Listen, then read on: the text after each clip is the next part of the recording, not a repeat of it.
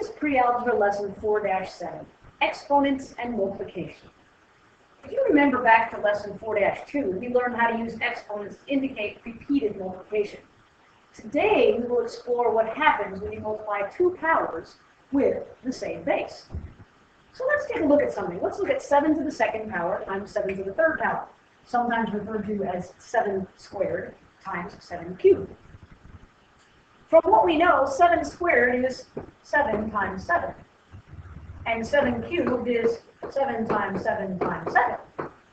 If we look at this, how many 7s do we have? We have 5 of them. So we have 7 to the fifth power, which I'm not going to multiply out because it is a fairly large number. Let's look at 4. 4 to the fifth times 4 to the third. 4 to the fifth is 4 times 4 times 4 times 4 times 4.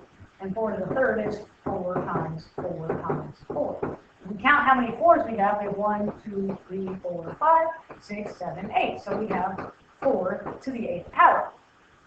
Now, if you look at this a little bit closely, you would notice that 7 to the 5th is the same as saying 7 to the 2 times 2 plus 3 power. And 4 to the 8th is the same as saying 4 to the 5 plus 3 power. So what that does for us is it gives us a general rule when we're multiplying numbers or variables with the same base. What I mean by the same base is up here, 7 was the base and 7 was the base. 2 was the exponent, 3 was the exponent. In the second problem, they had the same base of 4 and 4. So in general, when you multiply numbers or variables with the same base, you're going to add their exponents. For example, 2 to the third times 2 to the fourth equals 2 to the 3 plus 4, or 2 to the 7th power. Algebraically, that means if I have a to the m times a to the n, that's going to give me a to the m plus n power. So let's apply this. Let's look at using this. If we're going to multiply powers, and we're going to simplify the expression, that means if we can multiply it out, we should. If it's going to be way too large of a number to multiply out, we won't. So 5 to the second times 5 to the third becomes 5 to the 2 plus 3 power, which is 5 to the 5th power. Okay. I happen to know that 5 times 5 is 125. So if I have 5 to the 5th, 5 squared is 125. So a second 5 squared would be 122. 5 squared is 25. Excuse me, 125. Goodness gracious. 25. And 5 squared is 25. So I'd have 25 times 25, which I know is 625. And I have, that's 4 powers. I need to multiply by 1 more. Okay. So if I do that, 5 times 5 is 25. 5 times 2 is 10. Plus 2 is 12. 5 times 6 is 12. 25. So 3,125. And that number is not too big to multiply out, so you should multiply it all the way out to 3,125. Let's look at number 2. X to the 5th times x to the 7th times y to the 2nd times y. Well, the same bases are my x's can be paired together and my y's can be paired together. So my x's, I have x to the 5 plus 7. Now be careful with my y's here. I have y to the 2 plus, don't say 0, because any variable taken to the first power is the same as saying that variable. So y, just y is the same thing as saying y to the first power. So this would be y to the 2 plus 1. So our final answer here would be x to the 7 plus 5, which is 12, y to the 2 plus 1, which is 3. So we have x to the 12th, y to the 3rd. And that's our final answer. Because we do not know what x is, there's nothing to multiply out. If we look at problem number 3, I look at this and go, 3a to the 3rd times negative 5a to the 4th. Well, the numbers are numbers. I know how to multiply numbers. So I'm going to look and say 3 and a negative 5, because they're not taken to any powers. They're just regular numbers. Then I have a to the 3 plus 4.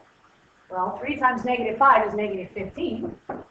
And a to the 3 plus 4 is a to the 7th. So negative 15, a to the 7th. And we're done with that problem. Let's look at number 4 here. 6a to the 3rd times 3a. Well, put your numbers together. So 6 times 3 times a to the 3 plus 1, because remember if there's no power listed, it's always assumed to be a 1. 6 times 3 is 18. A to the 3 plus 1 is a to the 4th. So 18 a to the 4th. We look at number 5 here. Negative 5c to the 2nd times negative 3c to the 7th. Put my numbers together, negative 5 times negative 3. And put my variables together, c to the 2 plus 7. Negative 5 times negative 3 is positive 15. C to the 2 plus 7 is c to the 9. There we go. The number 6, 4x to the 2nd times 3x to the 4th. So 4 times 3 times x to the 2 plus 4. 4 times 3 is 12. X to the 2 plus 4 is x to the 6. So 12x to the 6th power. And there you have it. Multiplying powers with the same base. Now, you can find the power of a power by using the rule of multiplying powers with the same base.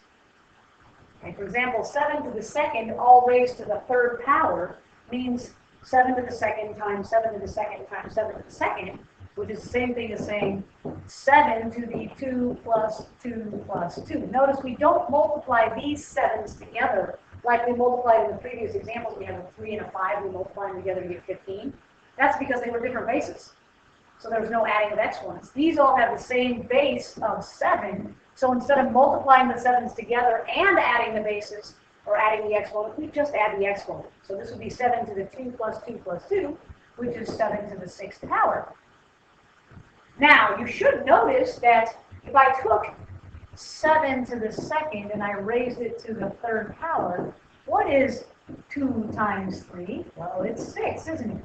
So this is like saying 7 to the 6th power, which is the exact same thing we got over here by adding the exponents. So that leads us to a rule of the property of multiplying a power raised to a power. To find a power of a power, we're going to multiply the exponents.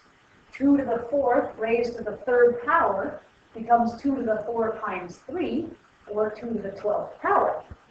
A to the m raised to the nth power becomes a to the m times n, or a to the mn power.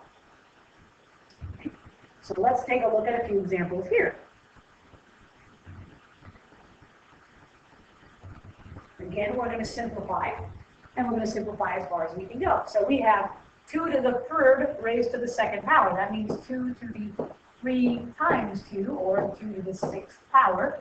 2 is one of those numbers that you can multiply out pretty easily, so we should simplify this as far as we can go. 2 to the 6th power is, if you remember, 2 times 2 times 2 times 2 times 2 times 2. 2 times 2 times 2 is 8, and 8 times 8 is 64. So 2 to the 6th power is 64. G to the 5th raised to the 4th is G to the 5 times 4, or G to the 20th power. And we can't do anything with that because we don't know what G is. So we can't simplify it any further. C to the 5 times 4, C to the 5th times the 4th to the 4th power is C to the 5 times 4, or C to the 20th power. M to the 3rd raised to the 2nd power is M to the 3 times 2 power, or M to the 6th power. A power raised to a power is multiplied. A power multiplied by a power is added. Okay? What I mean by that, a power times a power, you add them, like 7 to the 2nd times 7 to the 2nd is 7 to the 2 plus 2, which is 7 to the 4th.